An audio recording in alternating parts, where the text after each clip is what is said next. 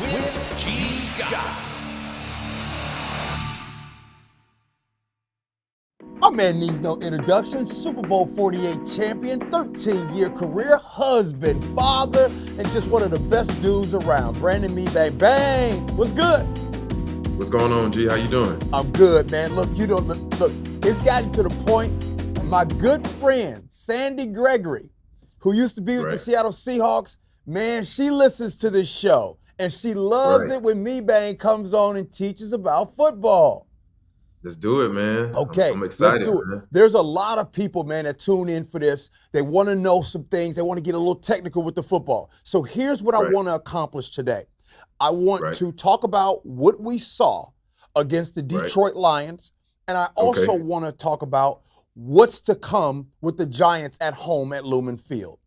So you've watched a lot of the film for us. You did some film study. Where do we need to start at with the Detroit Lions? Okay, with the Detroit Lions, let's go to the film, shall we? Okay, what we got here? All right. So right here, whenever a team decides to run 12 personnel, right? So the team, they want to run in 12 personnel. 12 personnel, everybody, is when you have one running back, two tight ends. Two tight ends, right? And sometimes with their 12 personnel, what Detroit does is they bring in an extra offensive lineman, right? Okay. But on this play, they don't bring in an extra offensive lineman.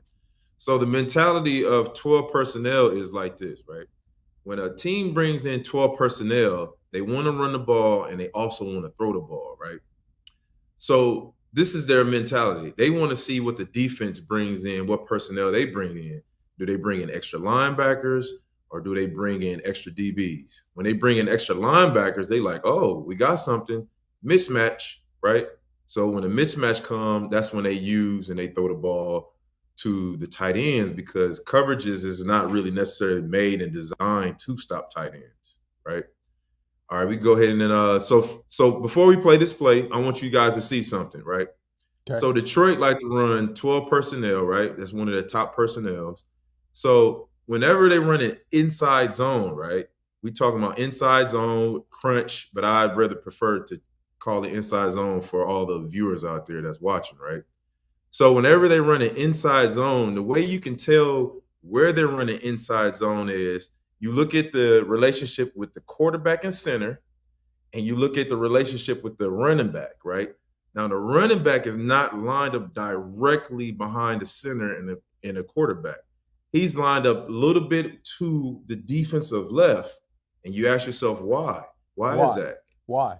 The reason why they're doing that is because the running back doesn't want to take any false steps. Remember, I said it's an inside run, and they want the line to establish their blocking first, and then they go, right? So the thing is, the running back doesn't want to get ahead of the blocking assignments of the offensive line, right? Mm-hmm. And they also do that in play action too, to like see if the defensive line, the linebackers are respecting the flow of the line of scrimmage, right? So how you can tell whether they're running, which way they're running, all you have to do is look at the running back. The running back is telling you that they're running to the defensive right due to the position of the running back. He's lined up a little far away from, his foot is on the hash, where the center and the quarterback foot is in the middle of the hash. So play the play.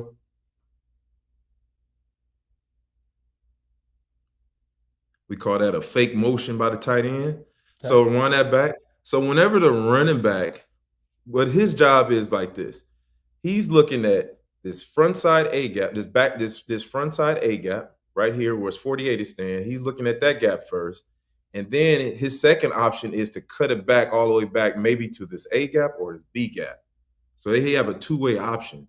But the only way the running back can actually let this play develop like this is that he has to let the offensive line do their job first, and then he makes a decision on whichever hole he sees open first. Right. Right. So and let me ask you. Oh, go ahead. Uh-huh. Go ahead. No, you got it. No. So let me ask you this. It felt like the Seahawks defense got better at stopping the run towards the second half. However, we did see a lot of successful play action that was set up by the run, considering that Jared Goff was 18 for 18 and he was perfect. What was it that you saw that the Seahawks did not do well defensively? Because at the very beginning, their two-headed monsters and running backs had their way with the defense. What did you see? The one thing I think they can improve, well, not think, the one thing I feel that they can improve in up front is you can't be satisfied with just being in your gap, right? If you want to have a great, successful defense like what we had for, many of years in Seattle, what we did was this. Not only we was in our gap, right? But we was in our gap, and then we tried to help whoever next to us in the other gap. So say like one time, I can get double teamed, or I can be on one leg and I'm fighting, I'm not in my gap, I'm getting knocked out my gap to where, one of my other fellow defensive linemen might see that and they'd be like, oh man, let me go over here and help out.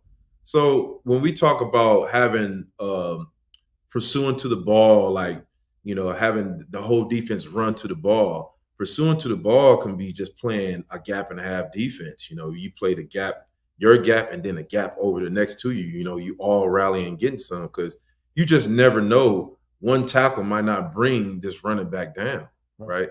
So that's what creating the mentality of not only taking care of your gap, but taking care of the other gap next to you. Helping each other out. It's the ultimate team game. Now, Bane, something stood out to me because the Brock and Salk show, every time the day after the game, they do the Mike McDonald show where they interview the head coach. Something was said in that interview that made me think about something that you told me earlier in the season. You said to me, G, I'm looking at the Seahawks defense. I need them to start communicating more. In the interview that Mike McDonald was in with the Brock and Salk show, he actually talked about communicating. Now, when we as fans hear communicating, is it just about this talking, or is there a language that maybe that can be spoken, like communicate, like where your guys on defense can read what Mebane's about to do? You have any examples of that? So you talking about as far as like knowing each other or knowing the opponent? Yeah, knowing each other, because when we hear you need to communicate more, and you told me you need to hit more communication. What are some more examples of that? Like, is there body language? Can you read your teammates? What is that about? You can read body language. You can read your teammates, knowing your teammates. So I have a story about that one right here, right? So I didn't know this until probably like 3-4 years after I left Seattle. So every time that I get in my stands, Bobby and KJ, they looked at my stands and they knew whether I was going upfield or I was playing lateral. They knew exactly what I was doing due to the fact of looking at my stands, right? And so not only do you have to know your opponent, but you have to know all the guys in your defense around you, what they're capable of doing. Are they capable of doing something that they're not supposed to be doing, to where it's like, all right, bro, if you do that, you got to make sure it is. If you do that, I'm going to have your back, right? So and that's some of the key things of having a just great defenses, just understanding who the personnel you're going against, and then the personnel that's surrounding you on your own defense. Right. That's, to me, is some of the key things of communicating, discussing personnel. Like, when they come out in 21, they come out in 12. What kind of blocks are you expecting? Then you just relate that to your guys, down the line. Like, man, they like to run this. Watch out for this, what they're giving you. Then you get to the sideline, you can constantly communicating. Well, are they showing something different? Are they showing something new? It's just constantly communicating. And that's one thing that I had developed over a period of time. I wasn't the best communicator, when I first got in the league, but over the period of time, you get comfortable, you understand, you learn the game, and then you just talk. Now, there's a lot of people watching right now, including myself, that when I look at the Seattle Seahawks, they're 3-1, they're first place in NFC West Division. Right. They're first place Right. there. Even though it was a rough loss against the Right. Detroit Lions, and every time you lose, I actually went away from thinking, you know what? I'm cool with that loss because I see a lot of good things with this team. But that's me and my bias.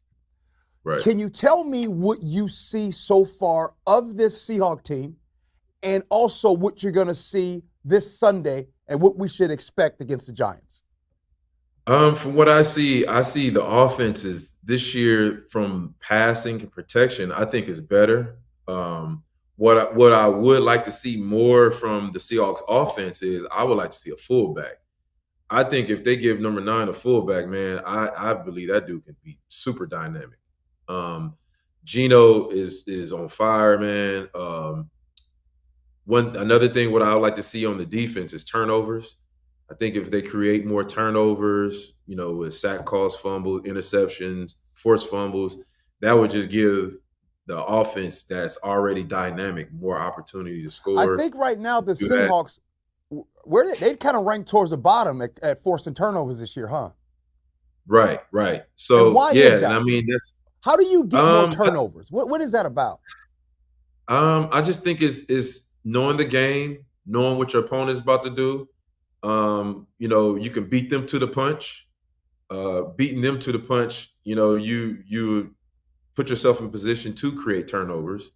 Punching the ball out, doing those type of things. Sometimes, man, a turnover is not being able to let the other team score field goal. That's almost a lot of times just as good, shutouts. Keeping them yards after everything down. So, but so what should now the Seahawks, Lumen Field, the New York Giants are coming to town. I know you've watched a little bit of film on that. What can we Seahawk fans expect with this game coming up? I know you're gonna keep it funky and tell us the truth. What can we expect? I'm gonna tell you this. This is not the best offense that they're going to see this year. I think the best offense they didn't see this year. I say Frisco is going to give them, a little challenge. It's in a division rival. I think the Detroit Lions was their best run and pass attack they're probably going to see this year. I think the Seahawks should definitely win. I don't know, I can't tell you. I can't predict the score. What's the matter with the Giants' offense? You mentioned the Giants' offense not being good. What is it about them that you don't like? I think the Giants' offense, their offense is not as good as Detroit. But the one thing that I've seen that I got a run pass key on the Giants' offense, right? Okay, write this down. Tackle. You have a run pass key on the Giants. Write this down. Here we go. Right. So the left tackle, right? So anytime the left tackle gets in his stance, whether it's run or pass, whether it's play action to him or it's run to him, he gets in a 3-point stance. Anytime he in a 2-point stance, it could be play action away or it could be pass. He's in a 2-point stance every time.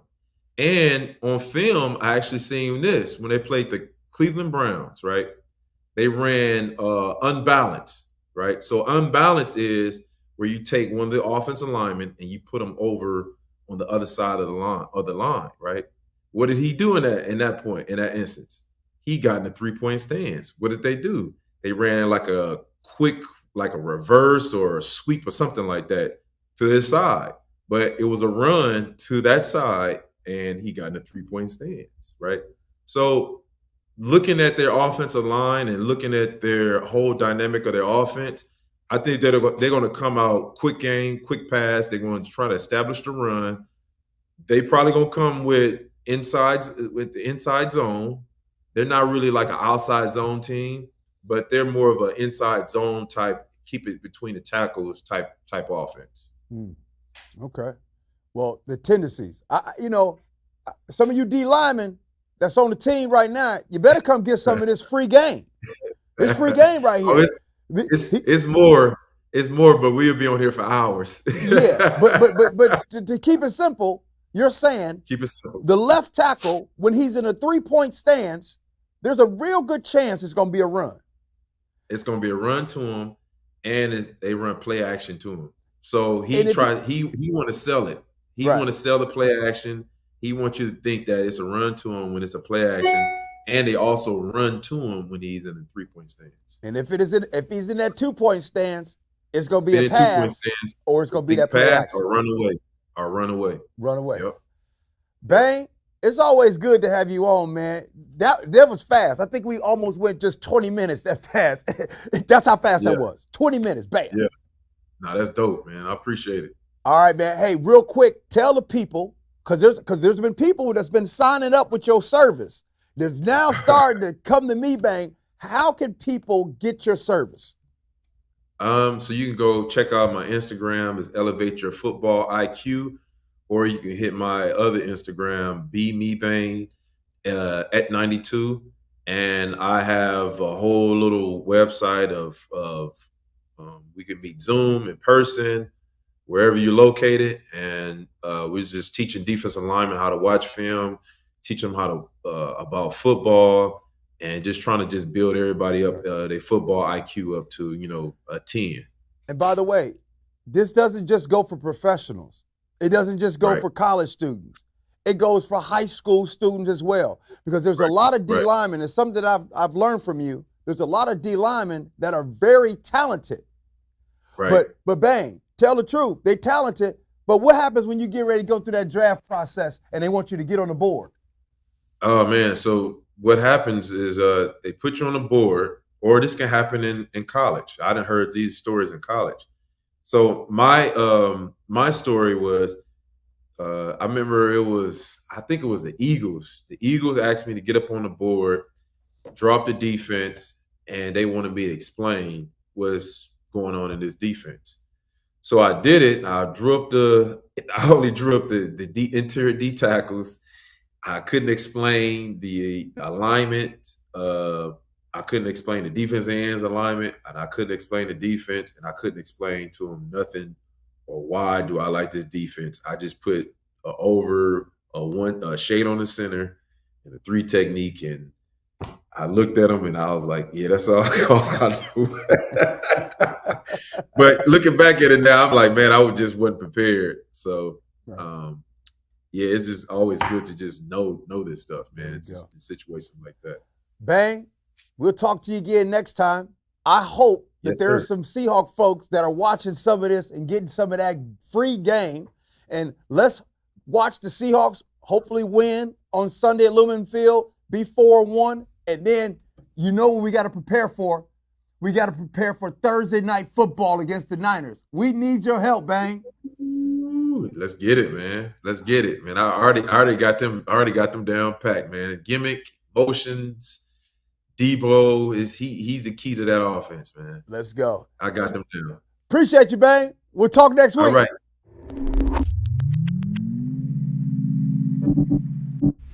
Man, I always appreciate Bang coming on. I hope you guys are paying attention.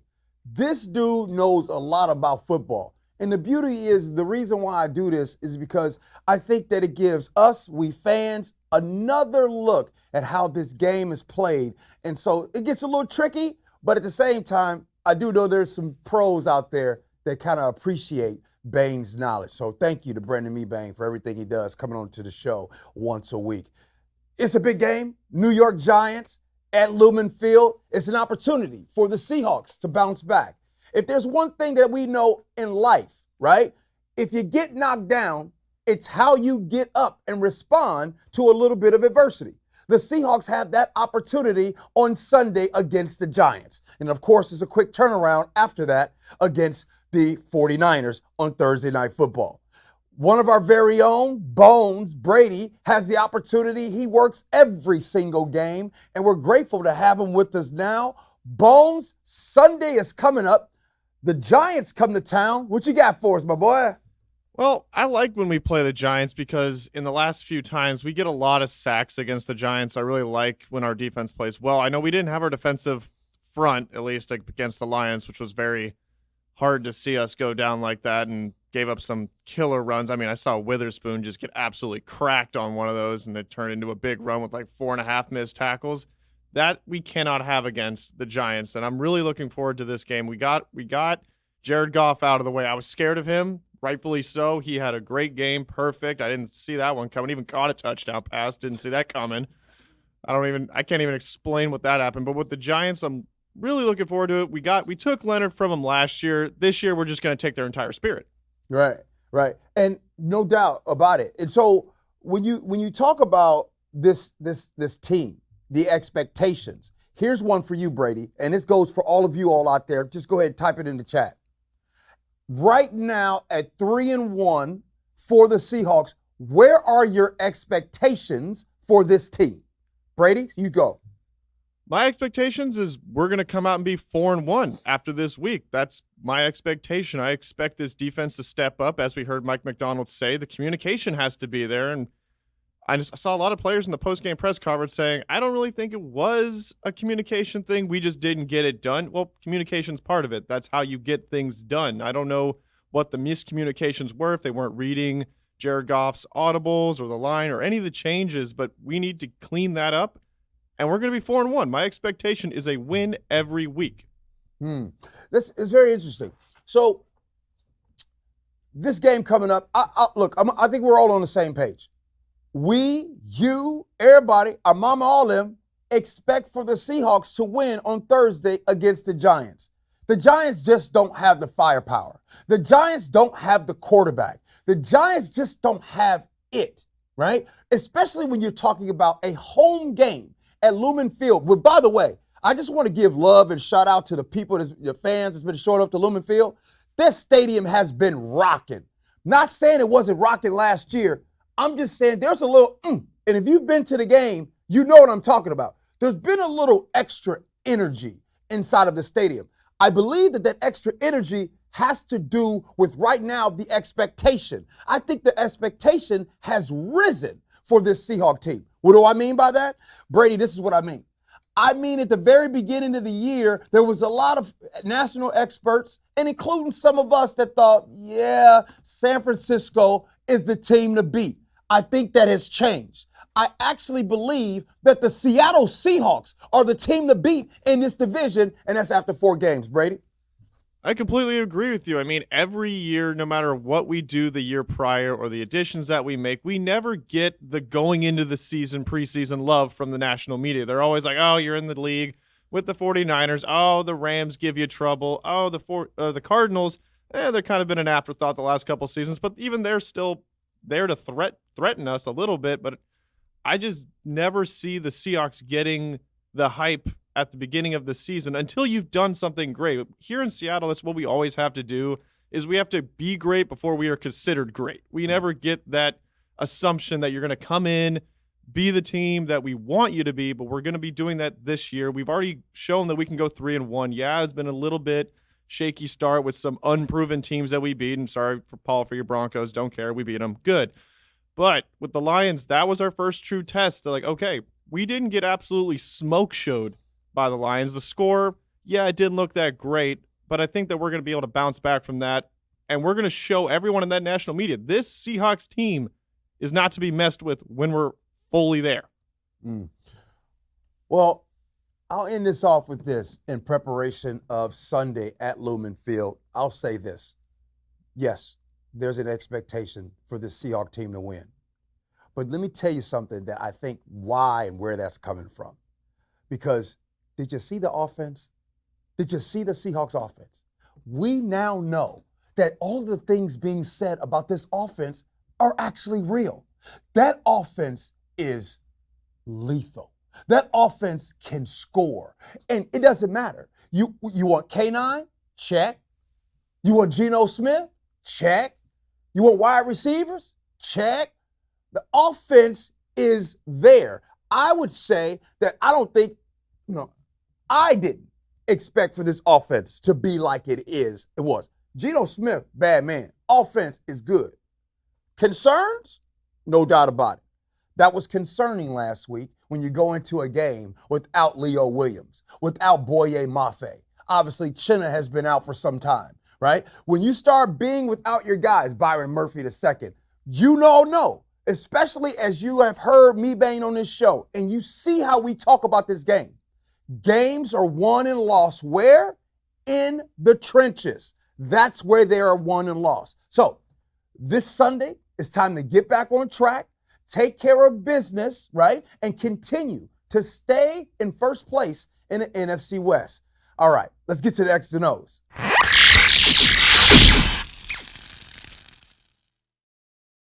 Getting to the next level might require you to talk to and communicate with people outside of your bubble.